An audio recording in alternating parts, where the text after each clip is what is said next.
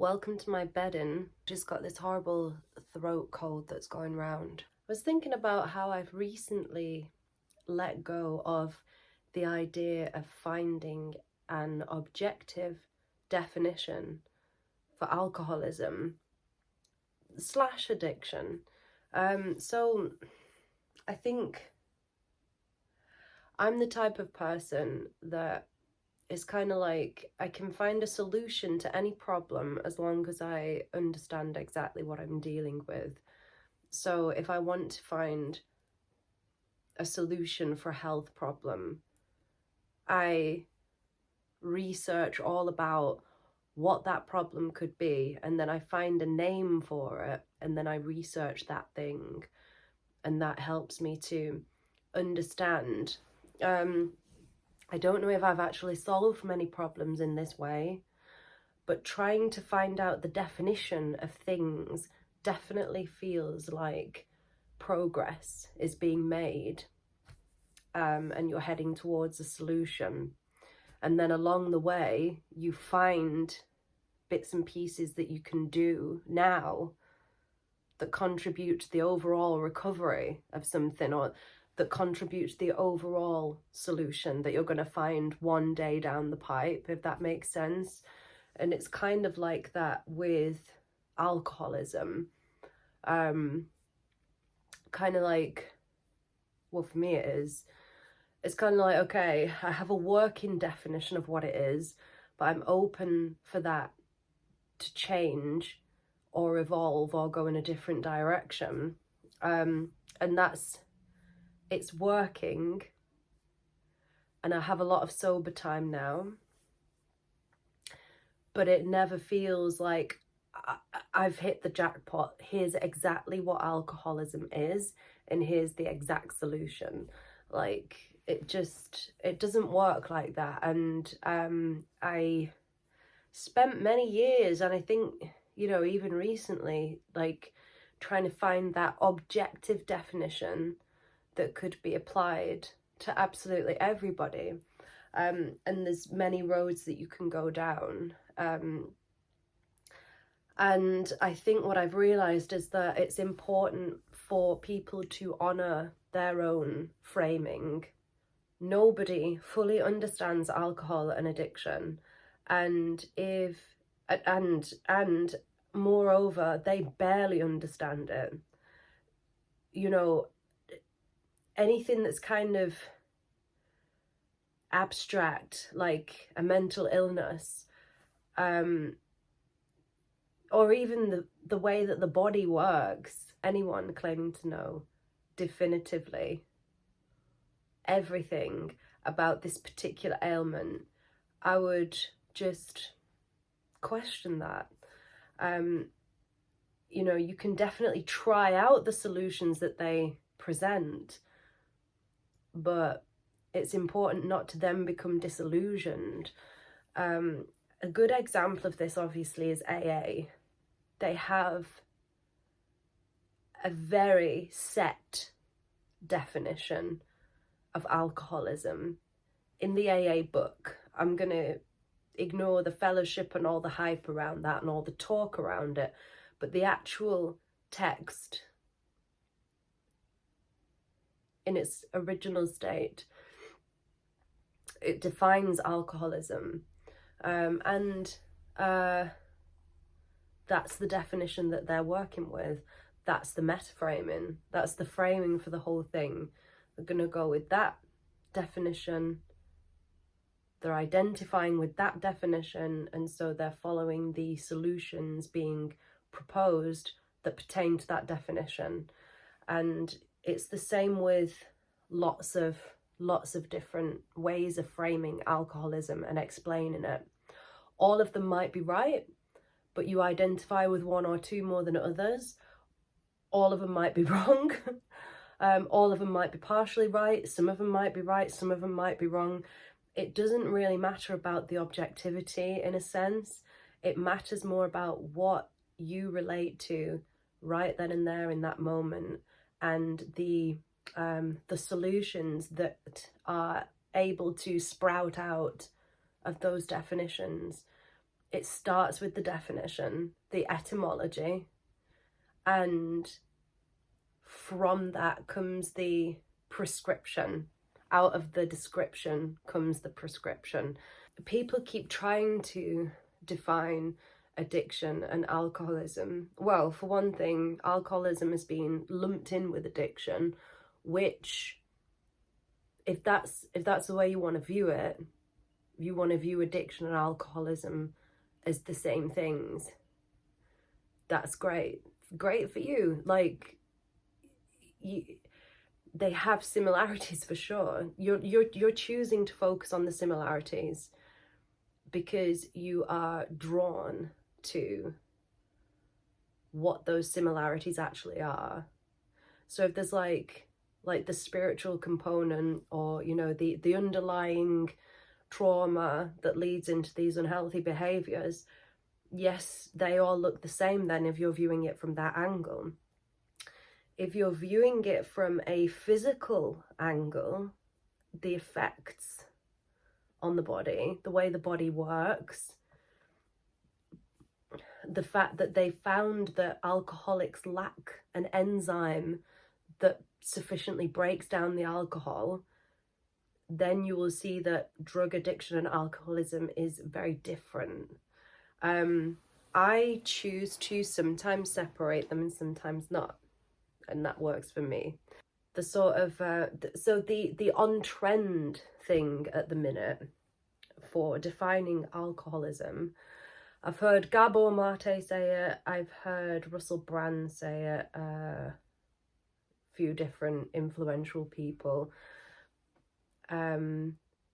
It's lack of connection, lack of human connection, and the addiction makes up for that. And that's fine. Like, there is a definite component of that. I do not think that my alcoholism was caused by lack of human connection. I think it was caused more by lack of connection with myself. But my point is, if you don't relate to these definitions that are being pushed, then you don't have to relate to them. You can leave it at the door.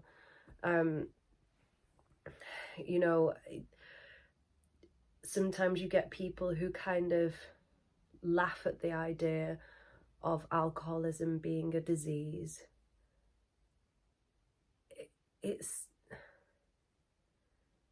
I don't think of it as a disease, but if that's helpful for you to think of it as a disease, think of it as a disease, Now, obviously the problem comes when we're trying to push our ideas of what the definitions of addiction and alcoholism are on other people. They're trying to push their definitions on us. This is where we all need to be a little bit more discerning and accepting. And AA has gotten around this by saying, well, we in AA fit into a certain definition of alcoholism, but we do acknowledge that there are other problem drinkers out there who don't fit AA's description but are still drinking to excess and still drinking to their own destruction.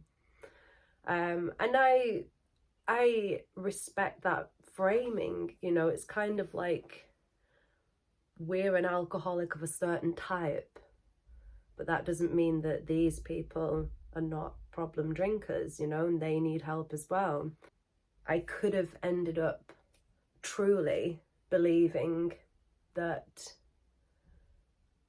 I was powerless. In fact, I have believed that. And that's when I was really into AA at one point. And at some point in the future, I may end up in that mindset again. So it's remaining open to, I need to change my framing here of the way I see my addiction, of the way I see alcoholism. because the way I'm seeing it at the minute is not serving me. And the problem is, when we're not having an honest discussion around that, when everybody's pretending that there is an objective definition and they either know what that is or they are going to keep searching until they find out what that is, we are not accepting that the framing that we might already have in our own minds is sufficient for us. Definitely research and see what other ideas are out there that you might relate to. But there's no point in beating the drum of one idea of alcoholism, one idea of addiction. It's definitely because of my trauma. It's definitely because of that. And then you're not working scrupulously to help yourself through that trauma. You see, a lot of the time, whatever definition we have of alcoholism, that's the thing that stops us from getting well. It's kind of like, well, this, you know, I can't conquer this. Like, you have to find something that's going to be helpful for you. Like, when I came out of rehab, I was like, okay, I don't have my people around me anymore, and I'm back in the real world, and I could feel the temptation to drink creeping in again. And luckily I had people who I could talk to about it, you know, and they were experiencing the same thing, but I knew that that wasn't enough. And in the end, I said to myself, okay, I don't have the answer to this, but I can't keep trying to run away from these feelings. And I took myself off for a long walk, and I told myself, this feeling, this uncomfortable feeling in the body that you're associating with wanting to drink, let's try and reframe it. All it is an uncomfortable feeling. You don't have to tell yourself that you want to drink. You can just experience it as an uncomfortable feeling. I reframed it like that. And then I said to myself something that I'd heard, I think, in an AA meeting long ago that I didn't resonate with then, but it came into my mind. Well, look at it this way. I didn't drink yesterday. I haven't had a drink today. I probably won't have a drink tomorrow. And I kept saying that to myself every day when these thoughts and feelings came up. Well, look, I mean, again, I didn't drink yesterday, haven't drunk today. So that means I probably won't drink tomorrow. That went on for a few weeks, and then my recovery got onto more stable ground, and I could leave that mantra at the door. But that was the framing that I chose. It was very, very simple. You know, I wasn't like, I need to start researching about like personality disorders and looking into my past trauma and really trying to find out. It was like, nope, just simple baby steps. Probably not going to drink today. Evidence shows me for the last few months I've managed to not do it. And I know people who live the rest of their lives like that. I know an alcoholic who he constantly said the same things over and over again. He said, I'd get up in the morning, I'd look in the mirror, and I say to myself, you're an alcoholic. Don't forget what you are. You're not going to have one drink today. You know, every morning for 30, 40 years, he said that to himself, and it worked. That sort of very simple, keeping it in the day, evidence-based recovery and framing. There's many people who criticize that approach, and all that means is that that's not the approach for them. They don't resonate with that at this point in time. They can't see that working for them. They can't see themselves getting satisfaction out of that.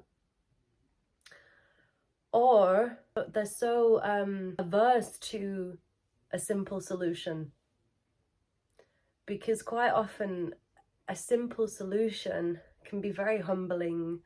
Like, well, if it's that simple, if it's as simple as me just staying away from the first drink, if that works for me, then what does that say about me? I've wasted my whole life not doing that. So that's kind of like not being able to accept where you've been. You know, and it's like it needs to be complicated, you know. I've also come across people who swear to God that just getting on the carnivore diet cured their alcoholism.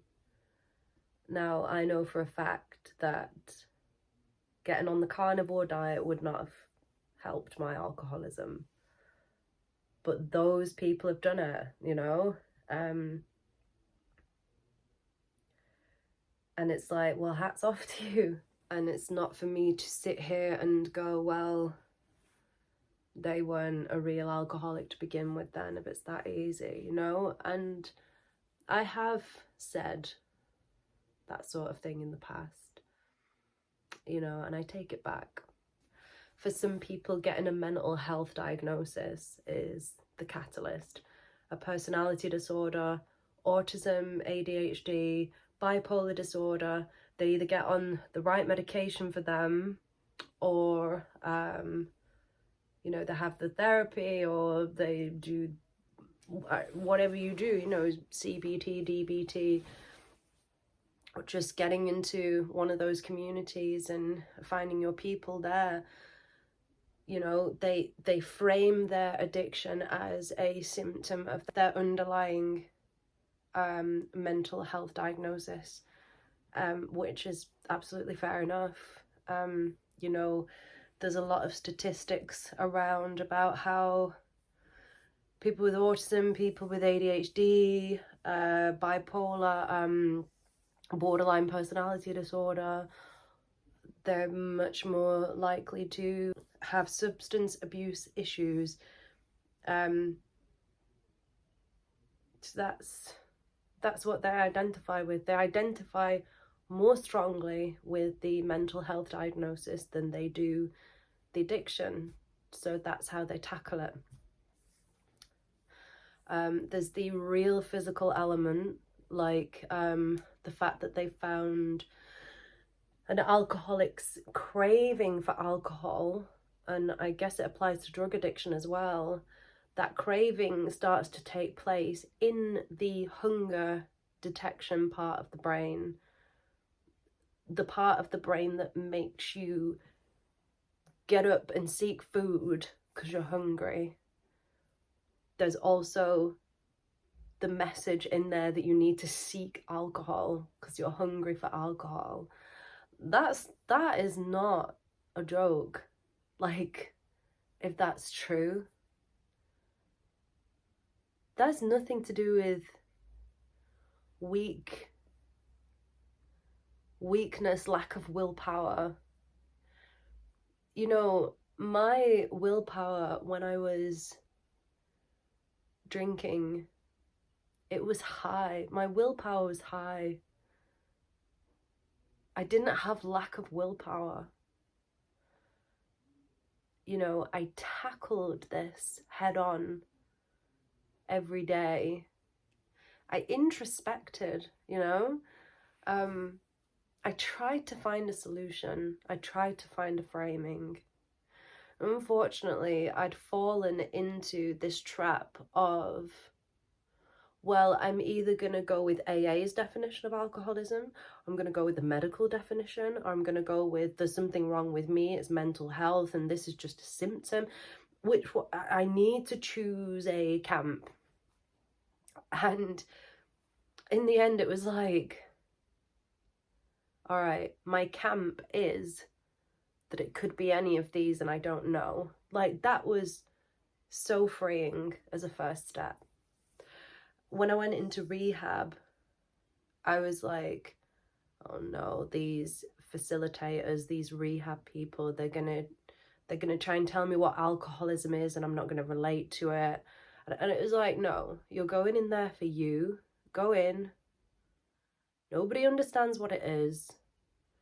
Get out of that what you can get out of it for yourself. You don't have to go in there absorbing anybody else's ideas. They're not going to teach you how to recover, because they can't do that. Just go in there and use it as an opportunity to be honest. And I went in there and I used the people, I used them. I was brutally honest about myself. I used it as an introspection safe circle. And I don't even know what their stance on alcoholism and addiction is. I don't think they had a stance, you know. There was no brainwashing, you know. It was just a space to get really honest. I relate, and I always have, to the spiritual aspect, but I have to be very careful about not going down that road in a way that excludes everything else. I'm somebody who, I became rather evangelical in AA. And then after that, I became rather evangelical in other ways. And unfortunately, in trying to grasp on to an ideology so tightly, because I was so afraid of relapsing, when I became disillusioned with that ideology, which I always did, because I'm a very black and white thinker, I would go back to alcohol.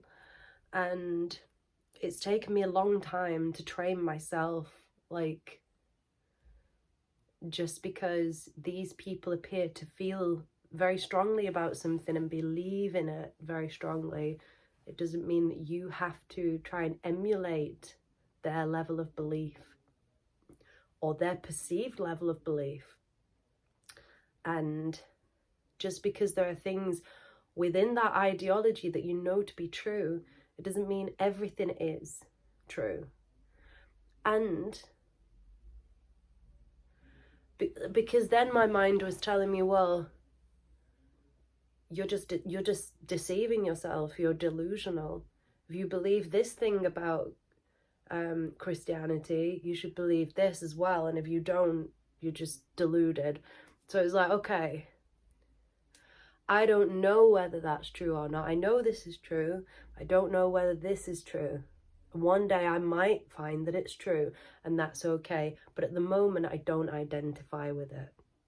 And it's just, I've trained myself to have a more balanced approach, and it works much better. I do believe alcoholism and addiction has a strong spiritual aspect to it. But, you know, if I'm with alcoholic friends who don't relate to that, I don't try and push that onto them.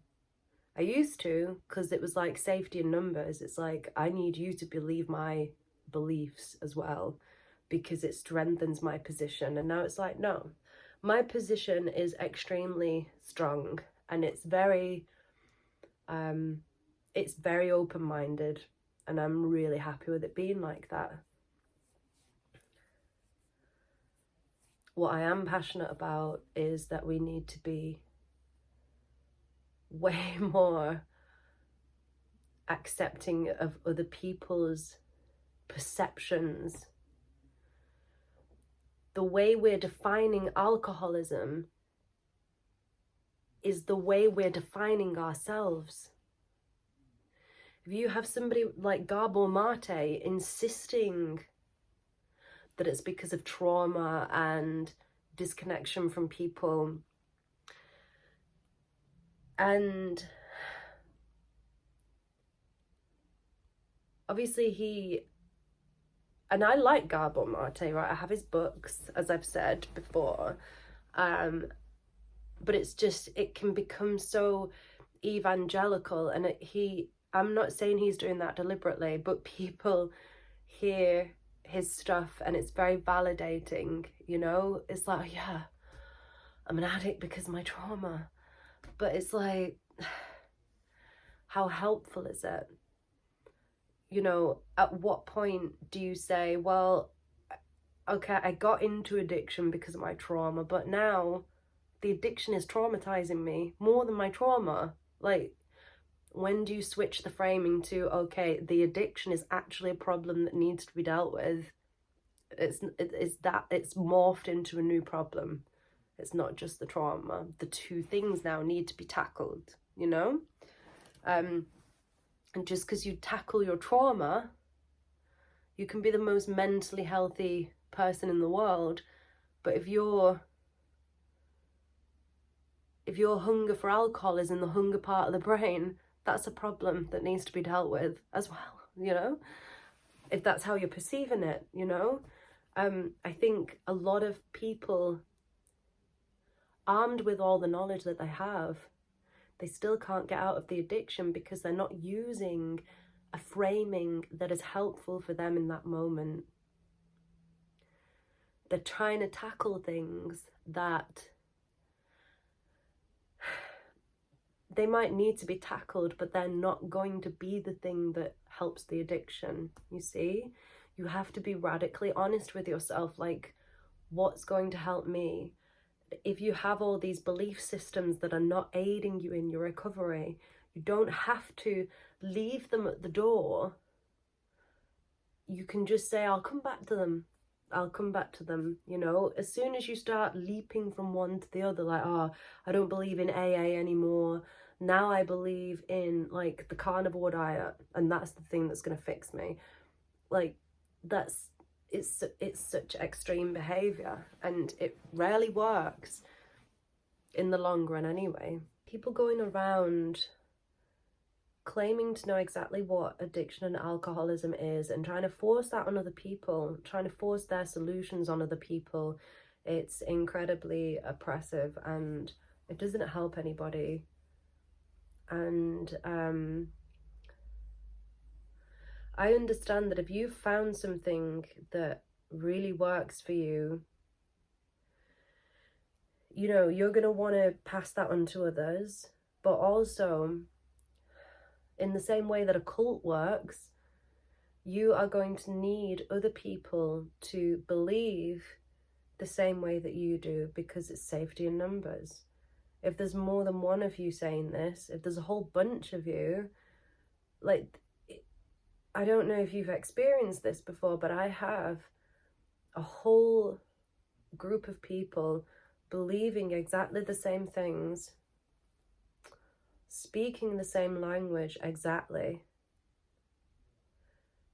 It's like you don't know where your beliefs begin and theirs end, or vice versa. It's like you all morph into one eventually. But the problem with that is that people drop out like flies. You see them. Like, it happened to me. I was in this religious group, you know. As soon as you spot a chink in the armor, a bit of weakness, or something that doesn't quite add up, some part of the ideology that's not quite making sense, or, you know, maybe somebody who you really look up to and think is a perfect person has done something that's far from perfect, you quickly become disillusioned. And then it's like, well, now what are my beliefs now? And you feel like you have to turn away from the whole thing, you know, and you have to find something else to replace it with. But just, I would say, just be honest about your framing, how you're defining your alcoholism. Are you calling it this thing and trying to recover within this framework and it's not working? Like, do you need to change your framing? Is there something else that you can look at? Or if you really are going down this road and you really do believe in it, like, are you actually doing what it's prescribing? you know, if I'm going to get into the carnivore diet as a means to recover, well, it's not going to work if I'm cheating, is it? If I'm still eating carbs or, you know, the wrong foods, it's not going to work, even if that is the right way to go. Like, throw yourself into it wholeheartedly then. Yeah, what I was going to say about people trying to define what alcoholism is, it's trying to define the other person. It's trying to define yourself when you're finding what alcoholism is. It's not about the objectivity of what it is. It's about you, like how you're affected by it. You know, this has come out of you, right? If you're going down the spiritual route and that's what resonates with you, that's all about you, right? It's about you and your relationship to God, or you and your relationship to the universe, or your higher self, whatever it is, you know? The same with like the carnivore diet, like the whole getting back to nature thing. Like, how does it relate back to you? Instead of trying to make it so objective, you need introspection. And I have these niggling doubts come in all the time, like I'm getting it wrong, you know, I'm missing a mental health diagnosis, or I'm missing some vital piece of information about myself or about alcoholism. And it's like, okay, well, I'll just, you know, I keep searching. I'll read, I'll research, I'll do introspection. I'll try and have a holistic life experience and see where it takes me. And I know that I can always adjust the settings whenever I want. I'd really like to know anybody who's listening who's had addiction issues. What is your framing? Did you go to AA? Did you get into AA like hardcore, or did you go just for the community or the sense of the purpose, like helping people? Did you change your diet? Did you get a mental health diagnosis? Did something happen in your life that made you give up the addiction? You know, did you just give yourself a good talking to? That never worked for me, but I know that that does work for some people. I'm really curious to know what your framing is and what your definitions are. Thank you for listening.